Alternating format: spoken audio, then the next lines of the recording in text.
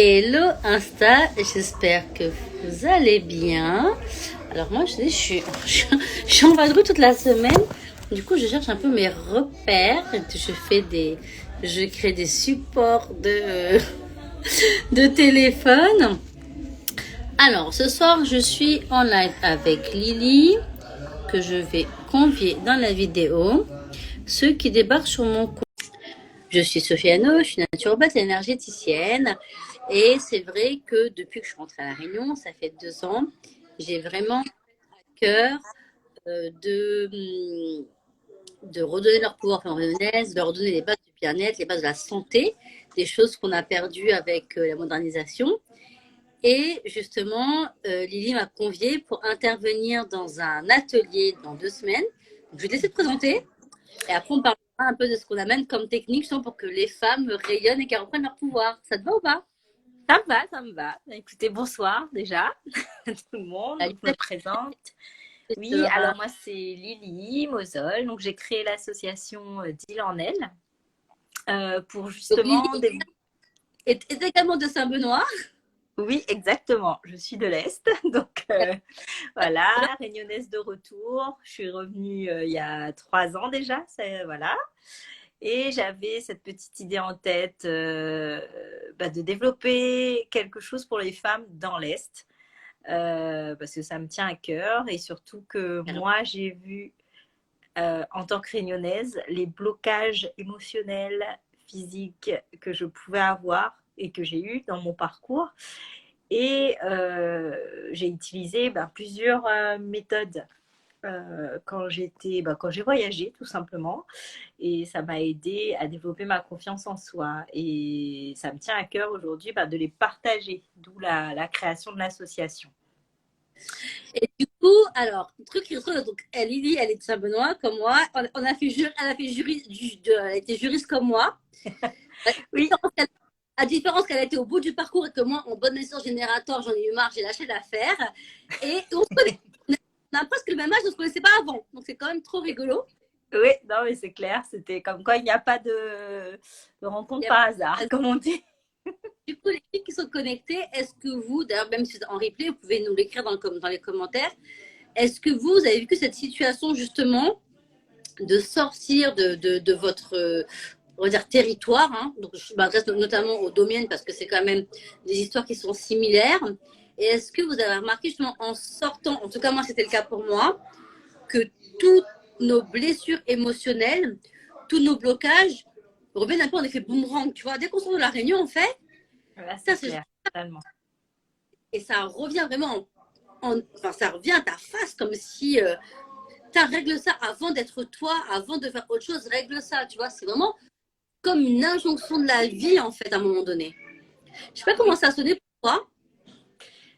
oui, je me suis rendu compte en fait que à force de fréquenter d'autres femmes de différents horizons, qu'effectivement j'avais des blocages, ne serait-ce que de prendre la parole en public, des choses assez basiques, hein. Le fait de ne pas avoir confiance en moi, parce qu'on n'a jamais valorisé ça dans On mon en revient. enfance. Jeudi prochain, je fais un atelier sur les vœux négatifs. Et c'est vrai qu'à La Réunion, on travaille vraiment beaucoup sur ce vœu de silence. Pourquoi la femme réunionnaise ne parle pas? Pour les petits, comme ça. Hé, hey, n'a pas causé là, arrête de mailler. Sors C'est de là. ça, exactement. Quand tu es en classe, il faut lever la main. D'accord? Souvent, quand tu arrives et tu parles, ah ben non, mais maintenant, je travaille pour faire, on va pas mal occuper, à manger, vous faites qu'une affaire, arrête de causer, allez jouer. Exactement. Et quand tu arrives et quand tu vois des femmes là-bas qui foncent dans le tas, et que toi, tu n'es pas habitué, et du coup, ça t'impressionne, ça te remet encore une claque, encore plus. Tu te dis, mince, moi, j'ai pas appris Qu'est-ce à que, faire ça. qu'est-ce que j'ai raté? C'est ça. Je dis, qu'est-ce qui se passe, quoi. Mais effectivement, il y a un blocage qui, je pense, qui est culturel aussi, qui est dû à notre éducation, au fait que, aussi qui est issu de mémoire transgénérationnelle. Clairement. Euh, Totalement, issu de l'esclavage, de l'engagisme, enfin Ou, tu sais, donc, du coup, moi j'étais en métropole, j'ai fait des allers-retours, tu vois, mes parents sont séparés, donc j'ai fait une partie de mon collège en métropole. Tu vois, j'ai fait mon collège en métropole. Et par exemple, tu vois, les filles au collège étaient vraiment très coquettes. Tu vois, quand t'es en troisième, quand t'es en seconde, très coquette. Et moi, toujours, je dis, moi, mais non, la bonne bonhomme, habille pas comme ça, fais pas ci. Moi, on m'a toujours été en jogging basket. D'ailleurs, à la Oui, fac de Nanterre, donc amphi droit de Nanterre, tu vois, toutes les meufs, ouais, j'étais avocate, nanana, en mode la bombasse. Et moi, j'arrivais avec mes Teams roses, mon jean et mon truc à capuche. ouais, bah pareil. Et tu vois, en discutant plus tard avec des énergéticiens, avec des psychologues également, tu vois, j'ai fait psycho en cours du soir. En fait, je me suis rendu compte que je voulais m'invisibiliser Exactement, oui. dans un monde qui ne m'appartenait pas. Tu parles pas, capuche, tu passes incognito. Et au contraire, quand le week-end, j'étais retrouvée mes amis réunionnais le week-end, on est au bar à chaud, on dansait, j'étais moi. Je me dis, C'est ça. attends, tu es là, tu veux être invisible en fait, c'est Bah, pas c'est notre, bah oui, c'est notre rapport à la féminité aussi qui est un peu compliqué par rapport au fait où il fallait de pas se faire voir des hommes, ou de pas se faire remarquer, de pas se. Ah, mais clairement, il ne faut pas faire un chaos parce que de monde va causer, parce que voilà, on peut faire un viol à eau, il faut dire des choses comme il est, on peut faire agression sexuellement. Et C'est ça. puis, non, mais faut poser les mots à un moment donné. Hein. Mm. Faut poser les mots. Et c'est vrai que moi, quand je me suis rendu compte de ça, et pourtant, j'ai des parents qui m'ont aimé. Hein, tu vois, j'étais très aimée de ma famille, mes parents, aucun souci là-dessus. Mais quand tu as dit, je pense que c'est quelque chose, tu vois, de transgénérationnel, de rester discret pour pas te faire remarquer. Et ton problème, en fait. C'est ça. Plus t'es petit, moins problème. Exactement, oui. Il faut moins parler possible, moins se faire remarquer. Et effectivement, bah, du coup, ça m'a poursuivi de nombreuses années pendant mes études, hein. Ça a été très problématique pour moi et c'est vrai que j'ai dû bah, avoir recours à des techniques pour pouvoir bah, débloquer tout Et, ça, hein. et du coup, quel a été ton déclic? Alors vraiment, moi, le déclic, ça a été la danse. Ça a été vraiment sur le corps physique, enfin le mouvement. Moi, ça m'a aidé énormément. Donc, quand je suis arrivée à Paris, j'ai commencé à danser. Donc, la salsa, la samba et tout ça. Et c'est mon rapport au corps qui a changé. Ça m'a permis de me libérer par rapport à ça, de retrouver ma féminité. Et c'est grâce à ça que j'ai pu débloquer certaines choses dans ma vie. Donc, ce qui fait que pour moi, le mouvement, c'est très, très important. Et c'est ce que j'aimerais voilà, partager avec vous lors de l'atelier par rapport au Maloya. Parce que c'est aussi une reconnexion. Il faut dire que oui, je danse beaucoup de danses du monde. La salsa, la samba, les danses du nord-est du Brésil, parce que j'ai voyagé au Brésil, que j'ai rencontré pas mal de monde de Brésiliens à Paris, et du coup je suis tombée un peu dans ce milieu-là. Mais quand je suis rentrée à La Réunion il y a 3 ans, j'ai redécouvert le Maloya. Et là, je me suis dit, grosse claque, je dis quand même, je danse beaucoup de danses du monde, et la mienne dans tout ça. C'est ça, c'est que il fallait absolument que je reconnecte avec ça. Donc, du coup, avec une amie, avec Joanne, on s'est réapproprié un peu nos archétypes à nous. Parce que c'est vrai qu'au Brésil, ils ont beaucoup d'archétypes, ce qu'on appelle des orishas, des divinités en fait animistes, qui retranscrivent dans des mouvements comme ben, l'eau, le feu, les éléments. Par exemple, Yemanja, qui est la déesse de l'eau, etc. Mais nous aussi, on a nos modèles en fait. C'est pas du tout. Comme ben, on a nos modèles comme Eva, qui est une esclave marronne, qui justement symbolise pour moi la liberté et puis la femme réunionnaise en fait. Et c'est pour ça que ben, Ah, dans ça, le par pour contre, je parle de Eva et Anchin, tu vois. Mais est-ce que par oui, rapport à ça, c'est quelque chose que tu as créé tôt dans la littérature, tu as déjà trouvé des billes en pour fait, travailler? je me suis inspirée de l'histoire. Ben, je suis allée voir un peu les cabars, essayer de voir un peu les pas. Mais comme j'ai fait la même démarche que j'ai faite au Brésil, pour découvrir À un la peu l'histoire. tu vois. Moi, j'entends qu'on a l'archétype de Eva. On pourrait aussi, tu vois, avoir l'archétype, je sais pas moi, de la mère reine. Parce que, contrairement aux apparences, et ça, je vais le redire plusieurs fois, je pense que à La Réunion, la société reste quand même très matriarcale. Oui, Moi, je pense que, en tout cas, moi, dans ma famille, vraiment, ma grand-mère, c'est le pilier. Ma grand-mère a dit un mot, tout le monde exécute, enfant, homme, femme, enfant, tout. Et du côté de mon mari, enfin, tu vois, lui, il a une lignée de femmes fortes, tu vois, toutes ses tantes, toutes ses sœurs, toutes ses mères, elles ont des positions. Et finalement, la société, elle est hyper matriarcale, contrairement à ce qu'on pourrait penser, parce que souvent, je dis, ouais, ben, bonne gars à la Réunion, c'est bonne marche, c'est cela. En fait, non. Une fois que arrive dans ton ménage, c'est pas comme ça du tout que ça se passe, tu vois. Ouais, non, c'est vrai. Il y a un côté matriarcal, mais qui vient aussi, je pense, de Madagascar. Hein. Tu sais, parce qu'on a beaucoup d'ancêtres malgaches et que c'est une société totalement matriarcale aussi. Hein. Avant que la France colonise l'Afrique, les sociétés étaient notamment Oui. matriarcales. Alors, Et je aussi sais en comment Afrique, d'ailleurs. t'as lu Aimé. Alors, il y a Aimé qui nous dit Auchan qui ressemble beaucoup au symbolisme féminin réunionnais. Franchement, les filles, je ne connais pas du tout. Je veux bien que, ben, je sais pas si quelqu'un connaît Auchan, nous en parler, il n'y a pas de souci. Moi, je ne connais pas. Donc, Alors, j'ai pas vu, qu'est-ce qu'elle disait alors, Oshun, ah oui. Alors, ah, Oshun, c'est une divinité alors, brésilienne et cubaine. Ça fait comment ça se partie de la religion. Alors, tu as différentes orthographes parce que tu as Oshun avec un X au Brésil, O-X-U-M, et Oshun à Cuba, O-S-H-U-N. Oshun, donc c'est la divinité de la rivière. L'écoulement, tu sais, le mouvement, l'écoulement. Et c'est une femme très belle qui a sa féminité dans toute sa splendeur. Sa couleur, c'est le jaune. Et voilà, bah, tu Oshun. et, Et elle tient toujours un miroir. et du C'est coup, quand même, la nature. c'est ça, bah, ça symbolise la rivière. Tu sais, le mouvement, ce qui s'en va, la purification, tout ça. Mais c'est une divinité, c'est un peu l'équivalent d'Aphrodite, on va dire, dans la Grèce antique. Enfin, c'est vraiment l'archétype de la femme, de la féminité, quoi, dans toute sa splendeur. C'est la déesse de la fécondité, de l'amour. Euh, et voilà, elle est couverte d'or, elle est en jaune, donc tu la vois dans la rivière et elle a un miroir en fait. C'est la femme Alvarez. C'est la femme Exactement. Alvarez.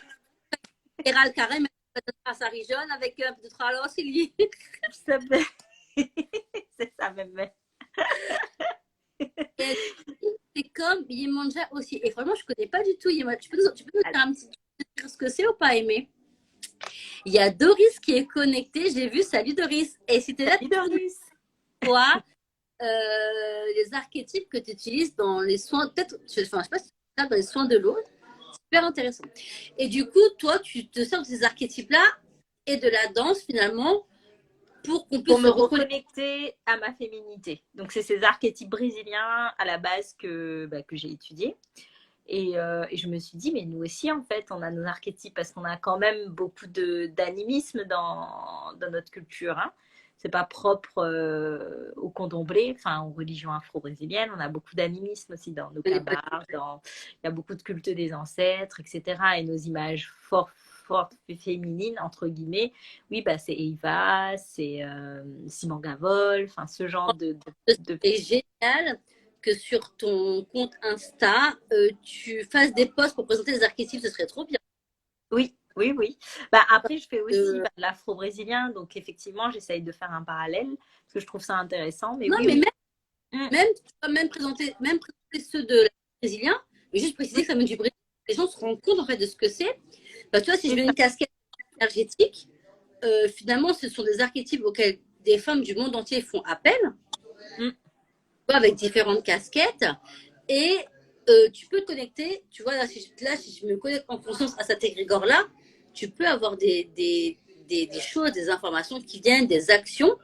Moi, j'ai bossé les archétypes, tu vois, avec Olivia de mhm, Audacité, mais par rapport au cycle féminin. Tu vois, la mère, la reine, etc. Donc, mhm. c'est vraiment le cycle féminin, mais pas avec ce côté vraiment, tu vois, femme afrodescendante. Je suis sûre que si on se connecte à ça, tu vois, d'un point de vue énergétique, on a la force qui vient, on a les idées qui Ah viennent, oui, on a c'est très tout ça puissant, qui ouais. vient. Oui, En tout cas, c'est c'est très puissant. samedi, là. Oui, parce qu'en fait, ça va aussi avec les éléments. Donc, tu vois, tu as l'eau, le vent, il y a beaucoup de choses derrière. Par exemple, Yemanja, c'est l'archétype de la mer. Au sens propre, au sens figuré, bah, la mer, l'élément, enfin eau, tout ça c'est très fort. Donc c'est vrai quand on se connecte à ça. Moi c'est un monde que j'ai découvert bah, quand je suis allée à Salvador. Et là j'ai vu vraiment bah, tout ce qu'il y avait autour quoi. Et c'est magnifique, c'est magique. C'est vrai qu'il faut le vivre et moi, j'essaye de le transmettre en tout cas dans mes cours. J'utilise beaucoup des méthodes. Parce que j'ai suivi une formation en fait avec Rosangela Silvestre, qui est une maestra dans le domaine de la danse afro-brésilienne. Et elle a créé des techniques justement par rapport au corps pour se libérer des blessures, etc. Donc, et en utilisant la danse des orishas, ce qu'on appelle en utilisant les archétypes féminins. Et ça veut dire qu'en fait, donc, ce sont ces techniques-là qu'on va voir dans l'atelier pour se C'est ça. libérer des choses. Exactement, au niveau du corps, du corporel. Des fois, il n'y a pas besoin de beaucoup de choses. C'est des symboliques. Grâce au mouvement, on peut se libérer parce que les femmes ont généralement, par rapport aux hanches, par exemple, elles ont un blocage. Le mouvement est libérateur, ça, j'en suis certaine, tu vois. Même quand tu bosses en soins énergétiques ou tu vois en communication quantique, au niveau des méridiens, parfois tu es droite et moi, le fait que je touche, que je dis, vas-y, tourne-toi un quart, ça, il y a un petit mouvement qui se fait et ça libère justement l'énergie qui est un peu coincée. C'est ça. Il y a beaucoup aussi de respiration. En fait, nous, quand on propose avec Joanne l'atelier, on fait aussi du chant. Donc, du Maloya en chant, on fait généralement c'est chant et danse. On allie les deux. Donc, ce qui est intéressant aussi, parce que c'est un peu.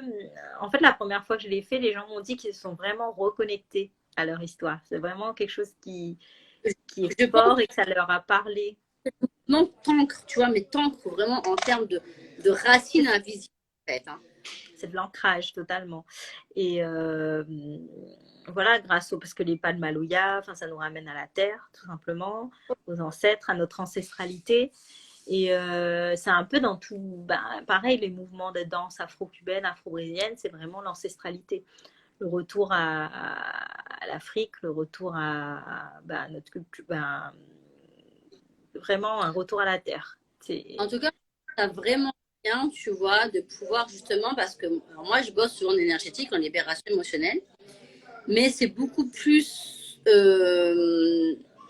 en tout cas dans ce à quoi je me suis formée, tu vois, je connais pas tout, c'est beaucoup plus occidental, même si la méditation dans les techniques et dans les mots choisis, en fait, dans les scripts, tu vois, que j'écris qui me viennent, c'est vraiment atteindre, en fait, une partie subconsciente de toi pour faire remonter une émotion qu'on évacue par la parole et par la visualisation qui te permet en fait, de te libérer, etc. Et après, tous les signes énergétiques, je bosse avec de l'énergie, mais j'ai beaucoup d'images. Tu vois, moi, j'entends pas de son, je suis pas clairvoyante du tout, j'ai beaucoup d'images en clairvoyance. Mais c'est beaucoup d'énergie, donc c'est invisible. Tu vois, donc c'est vrai que tu évacues des choses de manière invisible et tu n'as pas besoin de ça se passe comme ça. C'est ça. La danse, oui. En fait, moi, dans la pratique, c'est que j'essaye de ritualiser les choses, de codifier, d'expliquer aux gens le pourquoi du comment d'un mouvement, tu vois. Parce que des fois, ce sont des mouvements de la vie de tous les jours. Quand tu étais dans les champs, ou tu vois, les gens, c'était le seul moyen pour eux, des fois, de sortir de la vie dans laquelle ils étaient. Donc c'est souvent ça, hein. C'est pour ça qu'ils ont commencé à créer ce type de pas ou la manière de danser. Enfin, c'est très symbolique, mais dans toutes les danses afro, avec des... Parce que j'ai fait la danse africaine, tu vois, pendant 6 ans, je pense. Et c'est vrai que c'est vraiment un mouvement, tu vois, d'ouverture, de libération. C'est ça. Pas cette... En tout cas, nous l'a pas expliqué la prof de l'époque, tu vois, donc c'est hyper intéressant. Oui, c'est de manière de... pareil, de la manière dont on tape sur la terre, ça a une signification. Par exemple, le moringue aussi, c'était une danse. Le fait de toucher le sol, de remercier les ancêtres, remercier les musiciens. Le rapport au tambour aussi, qui est très particulier. Il y a un côté un peu sacré dans tout ça. C'est pour ça que, quand on fait... Quand tu apprends dans la philosophie yogique, tu vois, il y a le yoga et le mouvement, mais tu apprends aussi, tu vois, plein de choses, notamment pour la nourriture, etc. On te dit bien que de toute façon, le son est sacré. C'est par le son que tout vient, en fait. Tu vois, la vibration et le mouvement, tout vient de ce son-là, de ce home. Et tu vois, du son de l'enfant qui crie, finalement. Et c'est souvent, c'est dans le sens où c'est libérateur. Moi, quand j'étais en stage au Brésil, je sais que je me suis écroulée le 7e jour parce que, en fait, c'était latent. C'est-à-dire, ça montait émotionnellement. Et c'est ça vient quand tu t'y attends pas. C'est-à-dire par la répétition de mouvements, de choses, de mouvements respiratoires. On avait beaucoup de... Plus le son, le tambour, etc. Ça fait monter les choses. Et du coup, à un moment donné, on s'écroule. Mais la blessure, elle sort en fait. Ça sort, bah, faut que ça sorte. Et tu as ça aussi, de manière similaire, si je fais un parallèle, tu vois, avec mes techniques énergétiques. Quand tu fais des soins énergétiques, en effet, tu peux avoir ce qu'on appelle des crises de guérison. C'est-à-dire qu'après, le sang continue d'agir, donc tout se réaligne, etc. Tu peux en effet avoir ou de la diarrhée, des vomissements, la tête qui tourne, être très fatigué. Donc, quand tu sors d'une séance d'ostéopathe, généralement, tu rentres chez toi, tu dors, parce que ça se réaligne.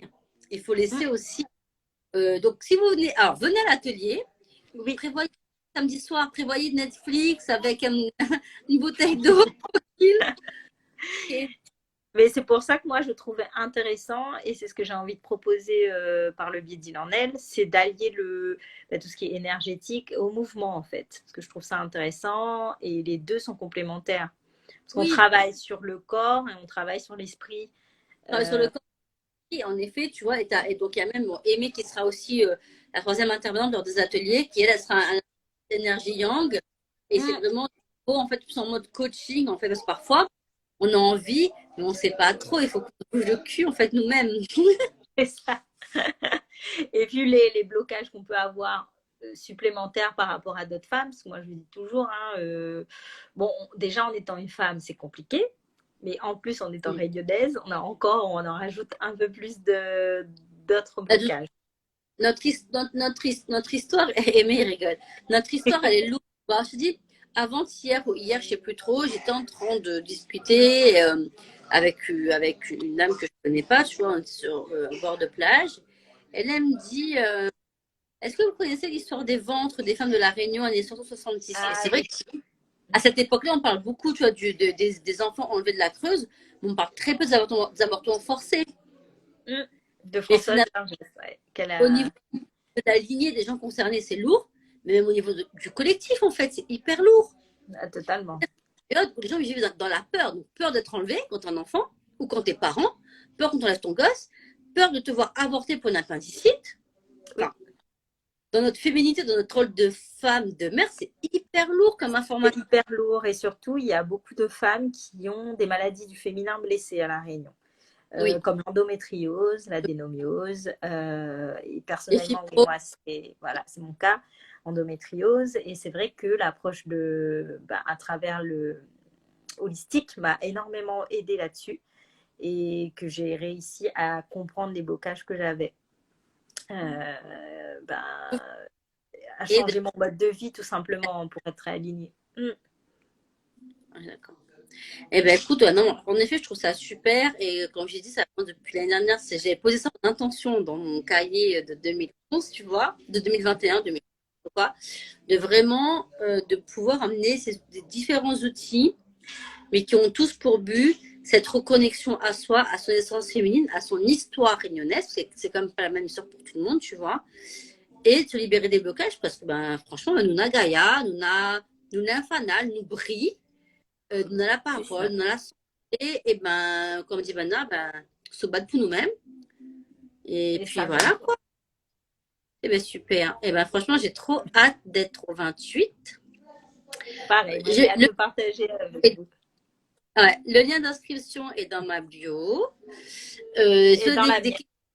Vous pouvez aussi contacter Lily sur Dilanel, sur le compte. Et franchement, on a trop hâte que cet atelier ait lieu pour qu'on puisse se libérer. Et échanger, parce que ce que tu vas proposer aussi, c'est comme un cercle de femmes, en fait. Non, c'est récemment plus. Je pense qu'en fait, tu vois, que quand tu as plusieurs outils, oui, il y aura un replay, je poste juste après sur mon compte. En fait, je pense qu'il y a deux choses. Il y a le fait qu'on soit 3 femmes réunionnaises qui soient parties de la Réunion, qui soient revenues. Même objectif de Fébrile, Tantine, la Réunion. Première chose.